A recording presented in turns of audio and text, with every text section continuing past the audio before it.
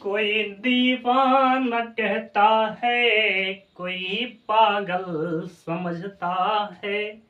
ओ धरती की ओ बेचैनी को सिर्फ बादल समझता है। नमस्कार साथियों, मैं सत्यम द्विवेदी आप सभी के प्यारे से चैनल सिलेक्शन क्लासेस रायबरेली में स्वागत करता हूं। बच्चों, आज लेकर आए हैं बहुत ही प्यारा सा वीडियो आपकी हिंदी के लिए। हिंदी आज लेकर आए हैं बेटा क्या, सर्वनाम। सर्वनाम मतलब क्या होता है बेटा? सबका नाम।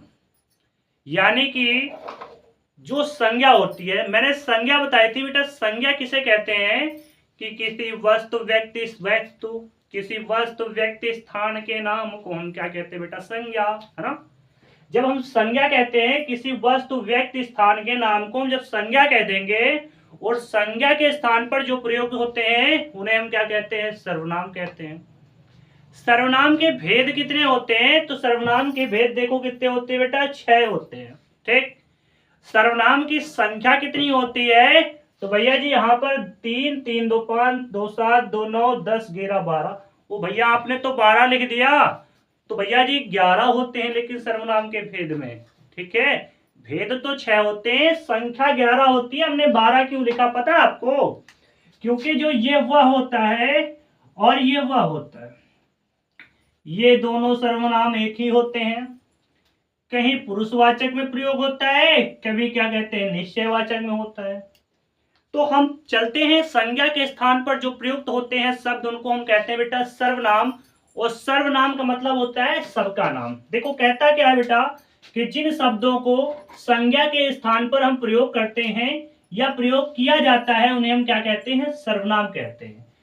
सर्वनाम क्या होता है? सर्वनाम एक विकारी शब्द होता है। अब आपको विकारी शब्द पता होना चाहिए कि विकारी होता क्या है।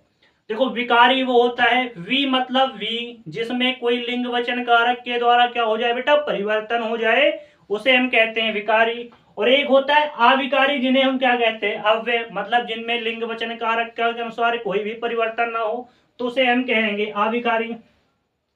अब कहता है कि सर्वनाम के भेद कितने होते हैं बच्चा? सर्वनाम के भेद तो 6 होते हैं। अभी मैंने बताया कि सर्वनाम के भेद 6 होते हैं। मतलब कौन कौन? पुरुषवाचक, निश्चयवाचक, अनिश्चयवाचक, प्रश्नवाचक, निजवाचक और संबंधवाचक होता है। ठीक। अब देखो यहाँ पर इनके भेद बताया जा रहा है कि कहते हैं कैसे पहचानोगे कोई शब्द पुरुषवाचक है, निश्चयवाचक है, कौन सा है। जैसे कह दूं मैं, तुम और वह, मतलब मैं, तुम और वह। अब पुरुषवाचक के भेद भी 3 होते हैं। जैसे मैं होता है उत्तम पुरुष की बात करें तो कहते हैं ना कि मैं उत्तम, हम मैं उत्तम, तू मध्यम, और जो बाकी बच गए वो प्रथम, यानी वो अन्य पुरुष हो जाएंगे। ठीक है। अब देखो जैसे मैं कह दूं कि वह पेन मेरी है, मतलब भैया यह पेन मेरी है, तो मैं कैसा हो गया हूं भाई? मैं बहुत अच्छा हूं, तो कैसा हो जाएगा? मैं उत्तम।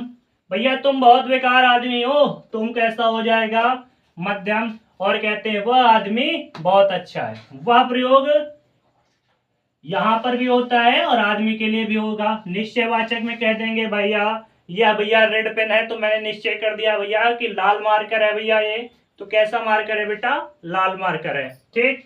अगर मैं कह दूं भैया कि ये देखो चॉकलेट देख रहे हो, ये कैसी है भैया? ये भैया 5 स्टार चॉकलेट है, तो मैं निश्चित कर दूंगा कि यह चॉकलेट 5 स्टार है। मतलब दूर रख दूंगा तो वह चॉकलेट कैसी है? 5 स्टार है। ठीक। अब मैं कह दूं भाई अनिश्चयवाचक में क्या होता है? देखो कोई और कुछ। जैसे कह दूं भाई दरवाजे पर कोई खड़ा है। ठीक। अब दरवाजे पर कौन खड़ा मैं नहीं पता, लेकिन कोई तो खड़ा है दरवाजे पर। ठीक। अगर ये कह दो भैया कुछ, कहते हैं कुछ खाने को लाओ, निश्चय नहीं है, कुछ खाने को लाओ, तो भैया थोड़ा बहुत कुछ तो लेकर आओ खाने को। ठीक है। अब कहता है प्रश्नवाचक है, कौन क्या, कौन आया है, फिर कहते हैं क्या किया जाए, तो प्रश्नवाचक में क्या लग जाएगा? प्रश्नवाचक चिन्ह लग जाएगा। निजवाचक में आपकी बात करेगा, मैं अपने आप ही घर चला जाऊंगा। ठीक। मैं अपने आप ही ये कर लूंगा। ठीक। मैं अपने आप ही खाना पका लूंगा, तो अपने आप की बात करे तो कैसा है कि निजवाचक हो जाएगा। बचा अपना संबंधवाचक, तो कहते हैं ना कि जैसी करनी ओ वैसी ही भरनी, कहते हैं ना ये। फिर कहते हैं जो बोएगा वो वही पाएगा, सुना होगा ना, तेरा किया आगे आएगा। तो जो सो जैसे जो करोगे वही होगा, जितना चीनी डालोगे उतना ही मीठा होगा, सुना होगा ना। तो बेटा ये थे आपके सर्वनाम, इससे बाहर सर्वनाम का कोई क्वेश्चन नहीं आएगा। तो याद कर लो भैया, सर्वनाम के भेद 6 होते हैं, सर्वनाम के भेद 6 होते हैं, सर्वनाम की संख्या 11 होती, प्रयोग 12 होते हैं। ठीक, सर्वनाम की संख्या 11, प्रयोग 12 होते हैं, क्योंकि वह और यह अलग अलग गिनते हैं नहीं, एक ही में गिना जाता है, इसलिए कैसे होते हैं 11।